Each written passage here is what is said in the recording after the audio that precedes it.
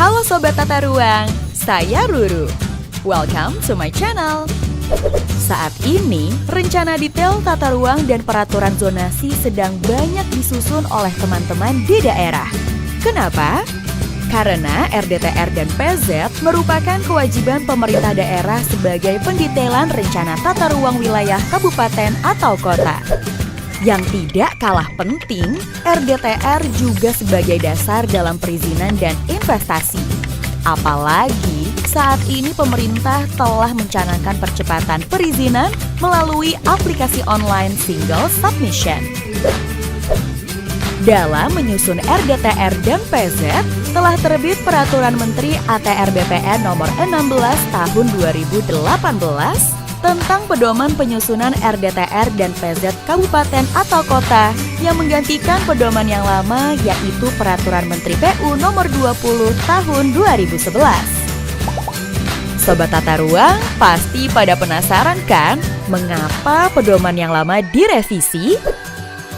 Alasan pertama, karena adanya dinamika kebijakan yang mempengaruhi penyusunan RDTR. Kedua, pemindahan tugas dan fungsi tata ruang dari Kementerian PU ke Kementerian ATR BPN.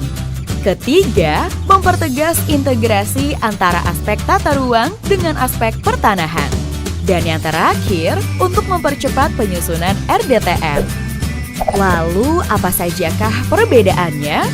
Pada pedoman yang lama, RDTR dan PZ merupakan satu kesatuan. Sementara pada pedoman baru, ada pemisahan antara kebutuhan data, analisis yang digunakan, serta muatan pada RDTR dan PZ. Namun penyusunannya harus tetap terintegrasi ya.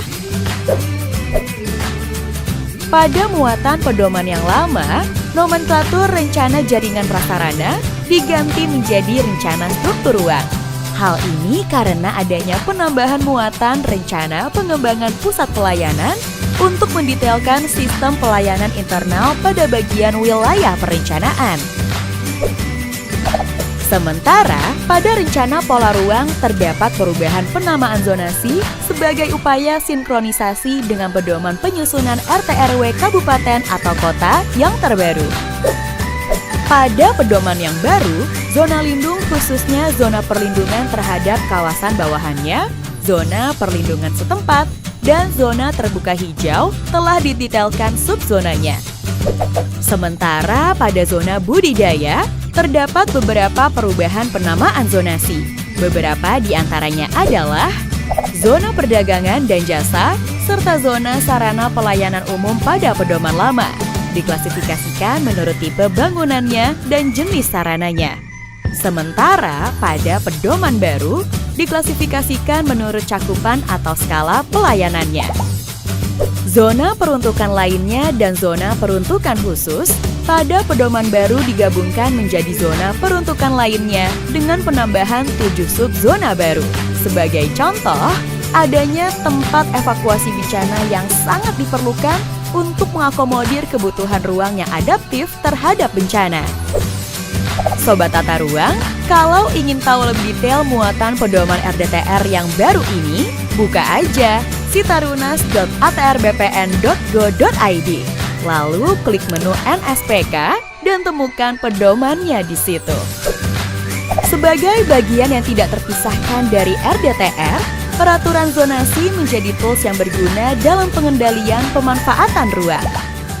Muatan peraturan zonasi mengalami perubahan, yaitu muatan materi wajib dan materi pilihan pada pedoman yang lama bergabung menjadi muatan aturan dasar atau materi wajib di pedoman yang baru, dan ditambah dengan teknik pengaturan zonasi sebagai materi pilihan.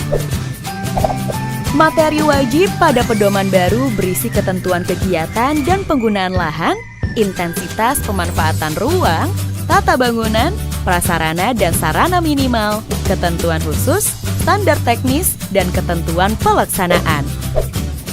Teknik pengaturan zonasi sebagai materi pilihan merupakan aturan yang disediakan untuk memberikan fleksibilitas dalam penerapan aturan dasar serta memberikan pilihan penanganan pada lokasi tertentu sesuai karakteristiknya. Sobat Tata Ruang, Ayo, segera menyusun RDTR dan PZ demi ruang yang aman, nyaman, produktif, dan berkelanjutan. Jangan lupa like dan subscribe YouTube Ditjen Tata Ruang.